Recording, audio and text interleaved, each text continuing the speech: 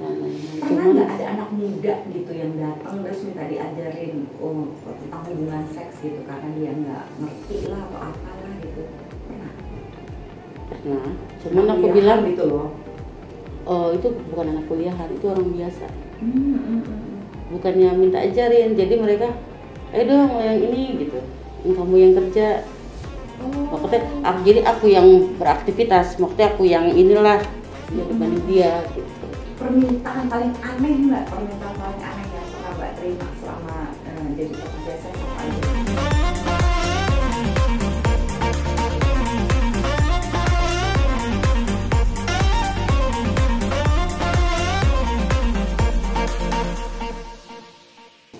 Halo Z-Friends, ketemu lagi dengan saya Zoya Amirin tentunya.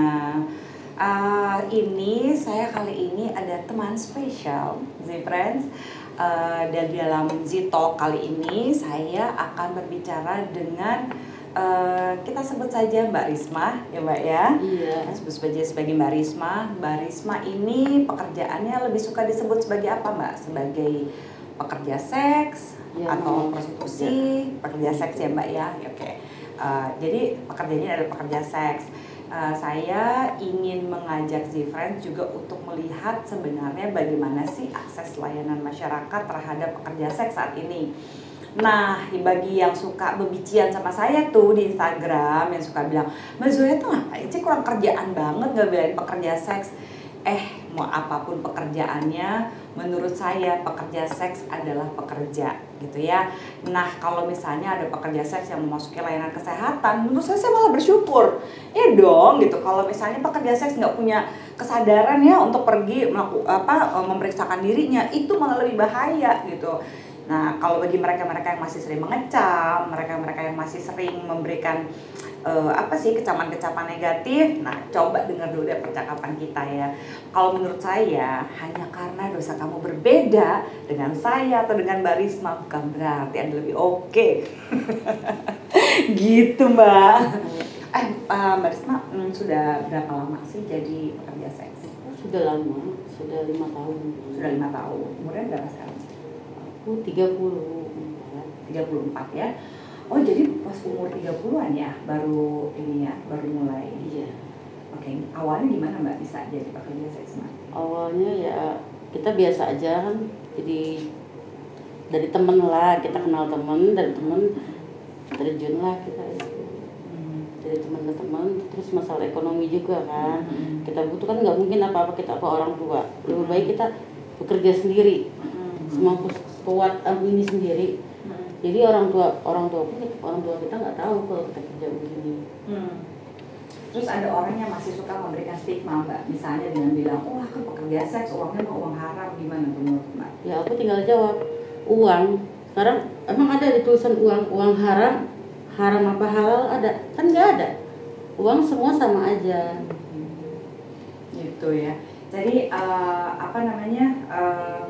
sebenarnya selama Mbak jadi pekerja seks Mbak, menurut Mbak Risma, kapan ada nggak orang yang melecehkan Mbak, dan kejadiannya kayak apa dan pelecehannya seperti apa yang Mbak terima ketika Mbak ketika Mbak sedang bekerja? Itu banyak, kan pinggir jalan, itu banyak yang orang anak-anak kecil yang geng-geng motor itu mereka pada teriak-teriak, hei jablay gitu. Gitu. Menurut Mbak itu Mbak merasa dilecehin ya ketika mereka ngeliat jablay-jablay? Iya, gitu ya? sampai aku dalam hati bilang, lihat suatu saat orang tua lu pasti kayak begitu, entah saudara lu entah apa gitu. Jangan pernah menghina cewek malam, karena suatu saat pastilah diantara mereka itu keluarganya pasti ada yang ini, ada yang istilah kasar, entah dia online, entah dia apa gitu kan. Sekarang yang ibu rumah tangga pun kadang suka online. Makanya lebih baik yang nakal brutal sekalian tapi berhati baik dibanding sama Mbak berani kan? aku makasih Berani kan? Suami tahu pekerjaan Mbak? Tahu, tapi kan mau gimana, namanya kita kondisi keadaan kan. Suami aku ya matanya kan nggak ngeliat. Oh gitu. Suami aku matanya nggak ngeliat, jadi otomatis kan aku mau kerja sekarang Aku kalau kerja kayak nyuci, gosok, kan gaji bulanan. Sedangkan aku butuh makan untuk sehari-hari, kontrakan. Ya palingan yang paling ini kan hanya ya itu berdiri di jalanan jadi PSK. Aku sempat punya tapi keguguran. Terus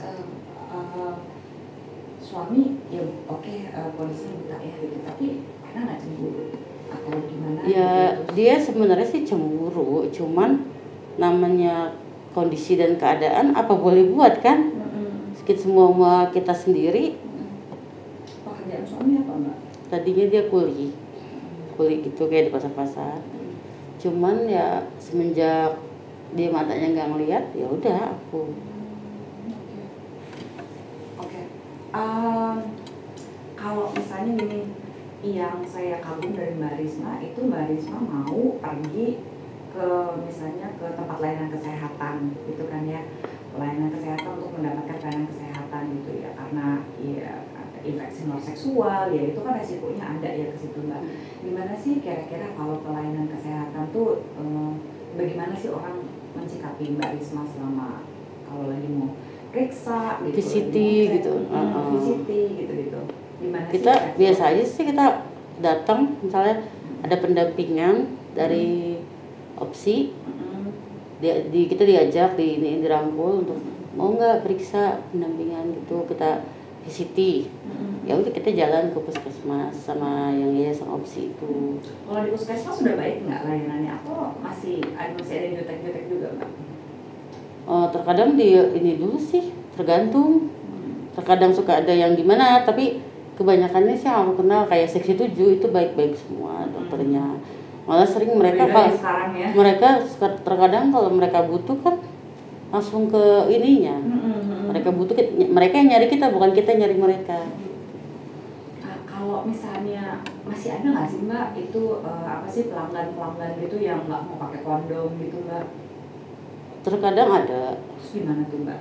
Gimana ngebujukinnya tuh? Terus aku bilang berbahaya mas, situ mau nanti kena kencing nanah, HIV itu berbahaya. Soalnya kan mereka itu kan pada punya. Nanti nggak jadi bayar mbak, nggak jadi pakai jasa mbak dong. Tapi karena dia pikir lagi, oh iya benar juga, maulah dia pakai gitu. Yang paling susah ya kayak gimana mbak dibujukinnya? Ya maksudnya? Kan ada yang misalnya, pakai kondom udah dibujukin kayak begitu masih nggak mau juga. Enggak, kurang enak apa? Sekarang kalau mau enak ya sama istrinya. Kalau sama kita kan cuma jajan. Cuma cinta sesaat. Cuma cinta sesaat. Cinta sesaat katanya si fans. Dan biasanya kalau digituin mereka langsung oh ya udah deh gitu ya nurut ya. Terus kebanyakan mereka kalau menginginkan seks gitu ya mbak ya, apakah mereka benar-benar datang terus langsung ke seksnya gitu atau pakai banyak yang senang pengen ngobrol dulu, ada yang aneh-aneh? Banyak orang sih kebanyakan mereka pada curhat dulu. Curhat? Iya, pada nyantai dulu kan nggak mungkin kita langsung masuk, kita langsung buka-buka kan nggak mungkin. Kita nyantai dulu, entah ngerokok dulu, minum dulu, nggak mungkin langsung apa bersih-bersih dulu gitu. Bersih-bersih berdua gitu itu? Enggak, bersih-bersih sendiri aja. Karena kan dia semua udah pulang kerja, kan masih dia bersih-bersih sendiri. Oh gitu. Curhatannya apa aja sih mbak isinya biasanya? Ya terkadang paling mereka tuh pada curhat pusing punya yang punya calon, yang punya bini, kadang gitu. Oh calon juga ada? Banyakan aku lebih banyak yang lajang atau yang banyakan pada lajang sih. Lajang. Mereka sampai nikah pun sampai sekarang masih biar punya istri terus. Oh iya, langganan gitu mbak? Iya.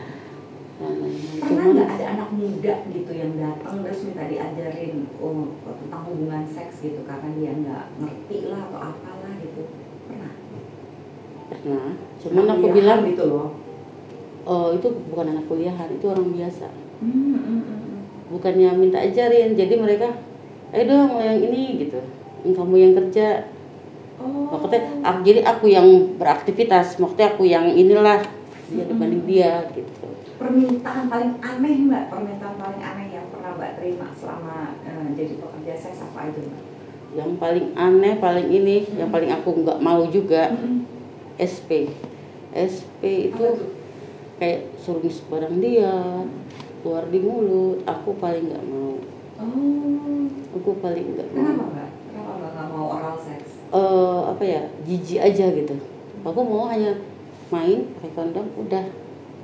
Namanya peju kan kayak semua perpeju orang, cowok keluar kan kayak getah-getah gitu kan, kita geli lah, apalagi di iniin, apalagi di mulut atau apalagi misalnya oral seks gitu ya. Iya gitu, maksudnya peju itu air maninya ya gitu. Jadi ya, masih sebagian orang bilang peju lelaki itu bikin awet muda, sebagian. Tapi itu kan mitos ya.